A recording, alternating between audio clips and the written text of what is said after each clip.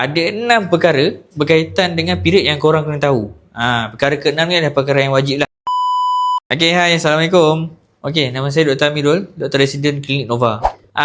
Kenapa period perempuan ni tak teratur? Okay, faktor yang pertama adalah di mana berlakunya perubahan fisiologi di dalam tubuh seseorang tu lah, terutamanya bagi anak-anak perempuan muda lah yang baru saja menghadapi fasa period. Okay, dan nombor 2 adalah apabila seseorang itu menyusu badan. Nombor 3 adalah apabila seseorang itu mengalami fasa kita panggil sebagai perimenopausal phase, di mana dia dah nak start ada fasa untuk masuk fasa ke menopause lah. Sebab yang keempat adalah di mana sebab dalaman lah, seperti contoh masalah thyroid. Sebab yang kelima adalah disebabkan oleh PCOS ataupun Polycystic Ovarian Syndrome. Okay? Alright. Dan faktor yang keenam ni adalah faktor yang penting lah, yang mengundang kepada period yang tak teratur ni. Okay.